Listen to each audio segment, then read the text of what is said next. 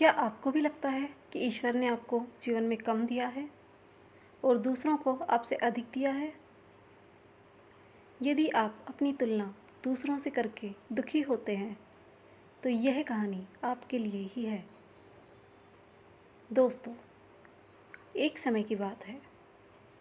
एक बार एक कौवा पेड़ पर बैठकर रो रहा था। उस पेड़ के नीचे एक संत बैठे हुए थे। तभी उस कौवे का आंसू संत के ऊपर गिरा और संत का ध्यान कौवे पर गया।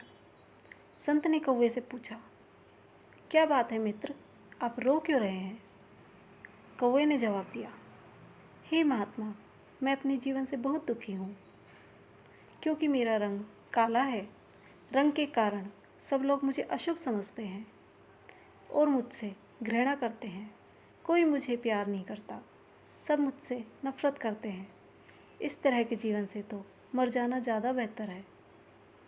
कौवे की बात सुनकर संत को दया आ गई और उसने कहा, देखो मित्र, उदास मत हो। अच्छा बताओ, तुम क्या चाहते हो? मैं अपने मंत्र की शक्ति से तुम्हारी इच्छा पूरी कर दूंगा। कौवे ने कहा, हे महात्मा, अगर ऐसा हो सकता है तो कृपया मुझे एक हंस बना दीजिए। उस संत ने कहा, ठीक है, मैं तुम्हें हंस बना दूंगा, पर पहले जाकर हंस से पूछ लो, क्या वह अपने जीवन से खुश और संतुष्ट है? मैं तुम्हारा यही इंतज़ार करता हूँ। कौवा उड़कर हंस के पास पहुँच गया और कहा, हंस, तुम बहुत सुंदर हो। तुम्हारा रंग दूध सा सफ़ेद है। लोग तुम्हें पसंद भी करते हैं। तुम अपने जीवन से खुश और संतुष्ट हो ना? हंस ने जवाब दिया, नहीं मित्र, मैं खुश नहीं हूँ, क्योंकि मेरे पास केवल सफ़ेद रंग है। सफ़ेद भी कोई रंग होता है भला? लोग यह रंग किसी के मरने के बाद पहनते हैं।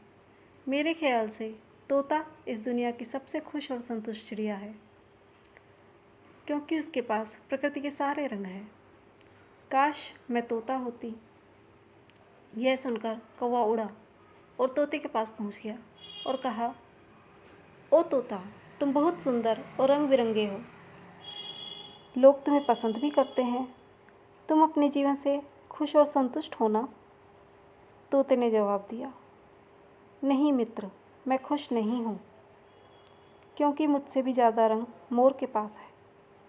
मेरे ख्याल से मोर इस दुनिया की सबसे खुश और संतुष्ट चिड़िया है। काश मैं मोर होती। यह सुनकर कौवा उड़ा और मोर के पास पहुंच गया और कहा, ओ मोर, तुम बहुत सुंदर हो और तुम्हारे पास प्रकृति के सारे रंग हैं। लोग तुम्हें पसंद भी करते हैं। तुम अपने जीवन से खुश और संतुष्ट हो ना?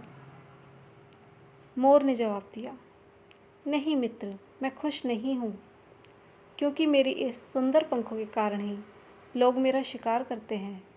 उसके बाद मेरे शरीर से पंखों को नोचा जाता है, जिससे घर सजाने के सामान बनते हैं। मेरी सुंदरता के कारण ही लोग मुझे चिड़ियाघर में कैद करके रखते हैं।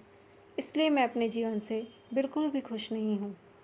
यह सुनकर कौवे को धक्का लगा और उसने मोर से पूछा, यदि आप खुश नहीं हो तो आपके अनुसार इस दुनिया में सबसे खुश और संतुष्ट चिड़िया कौन है?